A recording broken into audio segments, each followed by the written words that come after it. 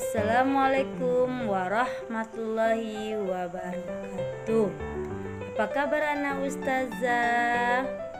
Tentu anak ustazah moga-moga dalam keadaan sehat walafiat. Itu juga dengan orang tua anak ustazah. Adapun pembelajaran kita hari ini adalah tema 5, subtema 2, usaha di sekitarku. Pembelajaran 1 sampai 6. Sebelum kita mulai pelajaran kita, marilah anak ustazah kita ucap basmalah. Bismillahirrahmanirrahim.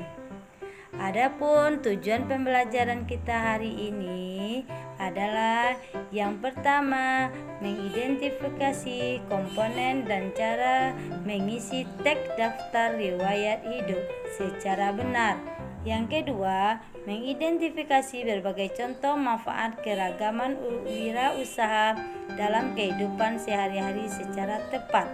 Yang ketiga, mengidentifikasi benda magnetik dan non-magnetik secara tepat. Yang keempat adalah mengidentifikasi komoditas yang diekspor Indonesia berbagai negara ASEAN secara tepat. Dan yang kelima adalah mengidentifikasi ciri-ciri poster secara tepat. Baik anak ustazah, sekarang kita akan memasuki pembelajaran yaitunya tentang daftar riwayat hidup. Anak ustazah sudah masih ingat tentang daftar riwayat hidup pada pelajaran minggu yang lalu, di mana daftar riwayat hidup kita masing-masing kita akan berbeda-beda. Daftar riwayat hidup adalah catatan atau sebuah dokumen yang menggambarkan diri pribadi secara singkat, pendidikan, serta mengenai pengalaman seseorang dan kualifikasi lainnya. Yang kedua, daftar riwayat hidup digunakan untuk keperluan menerangkan data diri kepada orang lain. Selanjutnya, daftar riwayat hidup biasanya digunakan untuk keperluan pendaftaran diri. Misalnya, mendaftarkan diri ikut lomba kesenian, menjadi anggota sebuah tim, pengurus suatu kegiatan, atau untuk melamar pekerjaan. Selanjutnya, daftar riwayat hidup digunakan untuk data diri, pengalaman, keterampilan, prestasi yang pernah diraih, serta informasi penting lainnya yang perlu diketahui orang lain. Hal-hal yang terdapat dalam daftar riwayat hidup sebagai berikut. Pertama, data pribadi. Yang kedua, riwayat pendidikan. Yang ketiga, kemampuan atau keterampilan. Kita masuk lagi, petunjuk pengisian daftar riwayat hidup. Jadi kita bagaimana pula cara kita mengisi daftar riwayat hidup itu? Jadi ada beberapa petunjuk di dalam pengisian daftar riwayat hidup itu. Karena di daftar riwayat hidup itu terdapat beberapa petunjuk-petunjuk yang akan kita isi. Jadi anak ustazah harus perhatikan nantinya petunjuk-petunjuk tersebut. Yang pertama adalah di sini data pribadi. Jadi di dalam itu ada petunjuknya data pribadi, yang mana pengisian informasi data pribadi dengan mencantumkan nama lengkap, alamat lengkap, kode pos, nomor telepon, jenis kelamin, tempat dan tanggal lahir, serta kewarganegaraan dan agama. Itu dia di data pribadi. Berikut adalah bidang yang diminati. Bidang yang diminati, dituliskan bidang yang kamu minati. Yang ketiga, riwayat pendidikan. Riwayat pendidikan ditulis mengenai pendidikan yang kita tempuh, misalnya taman bermain, TKA, TKB-nya, dan SD. Kalau kita sudah perguruan tinggi nanti ada SMP, ada SMA-nya serta perguruan tingginya. Yang keempat adalah ekstrakurikuler dan kursus. Di mana di sini dicantumkan ekstrakurikuler dan kursus yang pernah kita ikuti. Yang kelima, kecakapan. Tulislah kecakapan atau keterampilan yang kita miliki. Serta di situ ada kesimpulan. Tulislah di bagian kesimpulan sikap dan keterampilan yang menonjol dalam diri anak ustazah. Oke anak ustazah, sekarang kita lihat lagi usaha apa yang ada di sekitar anak ustazah. Apakah manfaat usaha di sekitar kita semuanya? Jadi kita melaksanakan usaha itu untuk memenuhi kebutuhan kita. Usaha-usaha tersebut bisa membantu kita dalam pemenuhan kebutuhan. Jadi usaha-usaha itu bisa kita laksanakan dengan kerjasama dengan negara-negara ASEAN. Ayo anak ustazah, kita amati gambar-gambar berikut ini. Yang pertama ada fotokopi, yang kedua ada tukang gunting rambut, yang ketiga ada bengkel, di mana sumber daya manusianya dan alat peralatan yang ada bisa kita ambil dari dalam dan luar negeri. Sekarang kita lihat lagi negara-negara di ASEAN, di mana negara-negara di ASEAN ini saling bekerja sama dengan kita. Dalam peta tersebut ada negara Malaysia, Indonesia, Thailand, di mana dalam menjalankan roda perekonomian suatu negara tidak dapat berdiri sendiri, namun diperlukan kerjasama dengan negara lain. Salah satu contohnya adalah kerjasama di antara negara-negara ASEAN. Ustazah dapat melihat di sini ada batik, ada juga gerabah. Nah, kerajinan batik dan gerabah Kasongan adalah dua contoh wirausaha yang telah mengekspor produk ke luar negeri, khususnya ke negara-negara ASEAN. Oke, nah ustazah, kita masuk lagi kegiatan ekonomi ekspor dan impor. Kegiatan perdagangan antar negara dapat berupa ekspor dan impor. Nah, ustazah mungkin tahu apa itu kegiatan ekspor. Di anak ustazah, kegiatan ekspor itu adalah kegiatan mengirim barang dagangan atau komoditas ke luar negeri. Sementara orang yang mengekspor tersebut dinamakan dengan eksportir. Oke, jadi anak ustazah, kalau ada orang mengirim barang dagang ke luar negeri itu namanya adalah ekspor. Ke luar negeri berarti ekspor. Pelaku kegiatan ekspor. Sekarang kita masuk lagi pelaku kegiatan ekspor. Yang pertama adalah produsen eksportir. Produsen eksportir, di mana produsen eksportir itu adalah orang yang menghasilkan barang tersebut. Jadi yang menghasilkan barang tersebut. Yang kedua adalah pedagang ekspor. Pedagang ekspor itu adalah suatu badan usaha yang diberi izin untuk mengekspor barang-barang yang sudah diprodusen tadi. Pedagang ekspor harus memiliki izin atau surat dari produsen tersebut, baru dia bisa untuk mengekspor barangnya ke luar negeri. Yang berikutnya adalah wisma dagang. Jadi yang ketiganya adalah wisma dagang, yang mana dia bisa nanti menjual produksi yang akan diekspor. Sekarang kita masuk lagi kegiatan impor. Anak ustazah mungkin udah tahu itu apa kegiatan impor. Kegiatan impor adalah kegiatan mendatangkan atau memasukkan barang dagangan atau komoditas dari luar negeri. Jadi anak ustazah sudah tahu, contohnya tadi kita lihat pertama mesin fotokopi. Mesin fotokopi kita datangkan dari luar negeri. Mesin pengering rambut kita datangkan dari luar negeri. Dan juga suku cadang untuk montir atau bengkel juga dari luar negeri. Sementara orang yang mengimpor itu disebut dengan importir.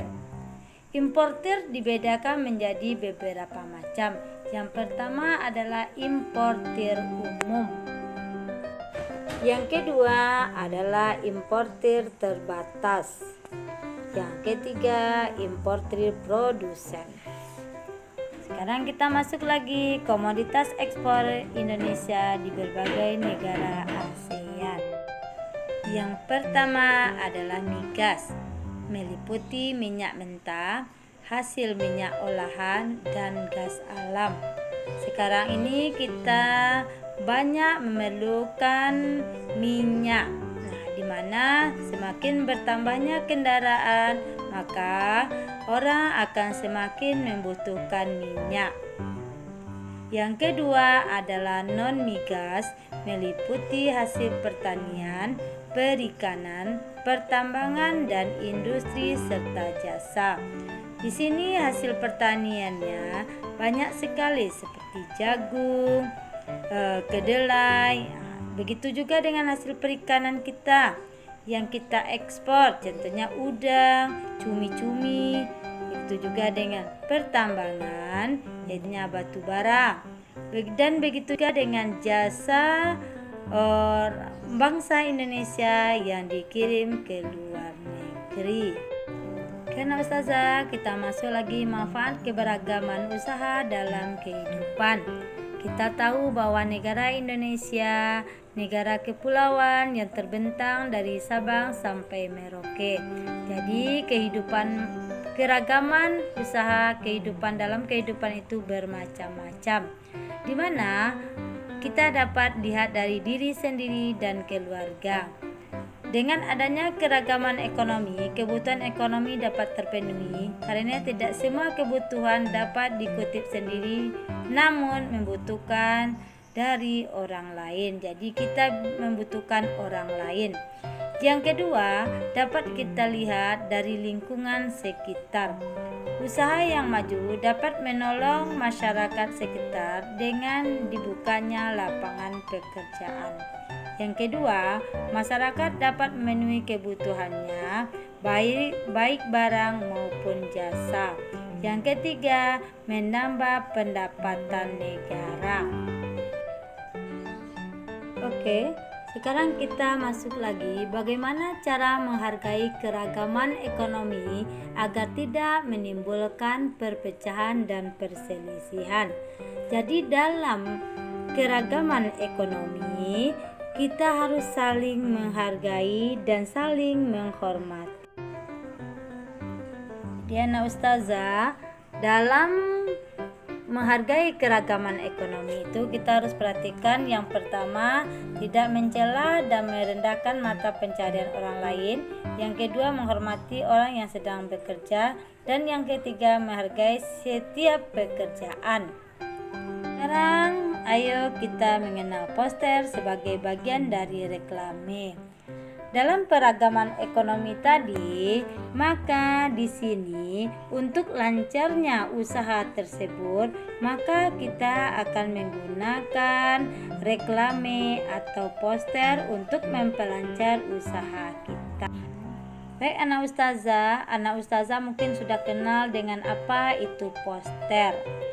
Di mana poster adalah suatu karya seni yang mengandung komposisi huruf dan gambar yang dibuat di atas kertas yang berukuran besar dan biasanya ditempel di tempat yang ramai dan tempat yang strategis. Adapun tujuan poster itu, yang pertama untuk memberikan informasi. Yang kedua, mengajak dan menghimbau banyak orang untuk melakukan sesuatu seperti yang diinginkan dalam gambar tersebut. Sekarang kita masuk lagi ciri-ciri poster. Yang pertama, karya seni yang memadukan antara unsur gambar dan kata-kata yang dibuat pada kertas berukuran besar. Yang kedua, mengandung unsur-unsur warna yang mencolok supaya menarik perhatian. Yang ketiga, isi kalimat singkat, jelas, dan mudah dimengerti. Yang keempat, mengandung unsur gambar yang menarik. Dan yang kelima, dipasang di tempat yang strategis supaya diketahui oleh orang banyak. Sekarang kita masuk lagi jenis-jenis poster. Di mana jenis poster itu? Yang pertama, poster niaga. Yang kedua adalah poster kegiatan. Yang ketiga, poster pendidikan. Dan yang keempat, poster layanan masyarakat. Sekarang kita masuk lagi langkah-langkah mendesain poster dengan tangan. Anak ustazah bisa lihat satu persatu dalam buku tema anak ustazah, sehingga anak ustazah nanti bisa mengerjakannya sendiri. Masuk lagi, bagaimana produk kita itu bisa menarik bagi negara-negara lain atau bagi orang lain. Dimana kita yang harus kita ketahui terlebih dahulu adalah keragaman ekonomi menyebabkan adanya berbagai profesi yang muncul di Indonesia bahkan di dunia. Yang kedua, salah satu wujud keberagaman ekonomi adalah munculnya wirausaha yang menghasilkan berbagai produk kreatif. Yang ketiga, produk yang dihasilkan harus memiliki ciri khas sehingga dapat bersaing di pasar, terutama pasar internasional, sehingga dapat mengenal Indonesia kepada dunia luar. Yang selanjutnya, salah satu ciri khas produk adalah adanya kemasan, di mana dilihat orang dari kemasannya. Sekarang kita akan melihat kemasan pada produk. Anak ustazah dapat melihat di sini ada beberapa kemasan, ada yang berasal dari plastik, ada yang berasal dari kertas, dan ada yang berasal dari botol. Jadi anak ustazah lihat di sini bagaimana semenarik mungkin kemasan itu dibuat oleh pedagang supaya menarik orang lain untuk membeli produk-produk tersebut. Ketiga kemasan tersebut dibuat berbeda-beda. Jadi sekarang kita masuk lagi kemasan pada produk. Kemasan adalah desain kreatif yang mengkaitkan bentuk, struktur, material, warna, dan desain dengan informasi produk agar produk tersebut dapat dipasarkan. Apa fungsi kemasan tersebut? Sekarang kita masuk lagi fungsi kemasan tersebut. Sekarang kita masuk lagi fungsi kemasan. Apa pula fungsi kemasan itu bagi pedagang tersebut atau produksi tersebut? Apakah kemasannya itu menarik atau tidak? Fungsi kemasan yang pertama adalah sebagai identitas produk. Sebagai identitas produk. Sebagai identitas produk berarti menandakan produknya produk apa. Itu yang namanya identitas produk. Di mana kemasan tersebut harus menarik supaya pembelinya berminat. Yang kedua, meningkatkan efisien. Meningkatkan efisien di sini bagaimana supaya produk tersebut efektif dia. Yang ketiga, melindungi dan mengawetkan produk. Dengan adanya kemasan tersebut dapat melindungi makanan atau minuman yang ada di dalam kemasan tersebut supaya dia awet supaya dia tidak rusak Itu yang namanya mengawetkan. Yang keempat adalah sebagai media komunikasi suatu citra tertentu. Sebagai media komunikasi, orang bisa melihatnya dari kemasan tersebut. Oh, kemasannya bagus, mungkin dia produknya ini bagus, maka orang melihatnya dari sana. Jadi anak ustazah harus tahu fungsi kemasan tersebut.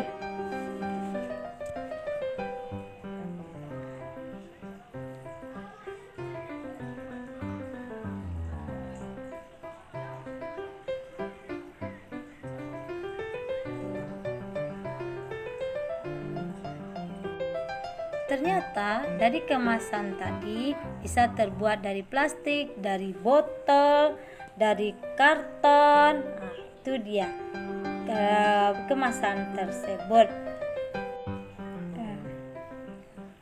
Sekarang kita masuk lagi ke dalam jenis-jenis magnet. Nah, ustazah sudah mengetahui magnet. Apa itu magnet? Sekarang kita masuk lagi. Benda magnetik adalah benda yang terbuat dari bahan-bahan yang mengandung unsur magnet atau logam yang dapat berinteraksi dengan magnet. Kebanyakan benda magnetis adalah logam, namun tidak semua logam dapat ditarik oleh magnet. Contoh benda magnetik. Nah, kita akan lihat lagi contoh benda magnetik. Di sini anak ustazah bisa melihat ada paku. Nah, ada peniti, ada seng, ada di sini aluminium. Nah, ini adalah benda-benda magnetis. Sekarang masuk kita yang kedua, benda non magnetis. Adalah benda yang sebagian besar mengandung bahan yang tidak dapat ditarik oleh magnet. Bahan non magnetik tidak dapat ditarik oleh atau ditolak oleh magnet. Kebanyakan bahan ini adalah bahan non logam. Apa contohnya benda-benda non magnetik? Nah, ustazah mungkin lihat adanya kantong plastik, ada karet gelang, ada kertas. Jadi benda-benda ini tidak dapat ditarik oleh magnet. Manfaat magnet bagi kehidupan. Sekarang kita masuk lagi manfaat magnet tersebut dalam kehidupan kita. Dalam kehidupan kita ada yang menggunakan magnet tersebut. Seperti yang kita lihat, pada ujung gunting yang terbuat dari magnet dapat digunakan untuk memudahkan pengambil jarum jahit. Yang kedua, papan catur menggunakan magnet agar buah catur tidak mudah terguling. Yang ketiga, berlistrik memanfaatkan magnet untuk menggerakkan pemukul lonceng.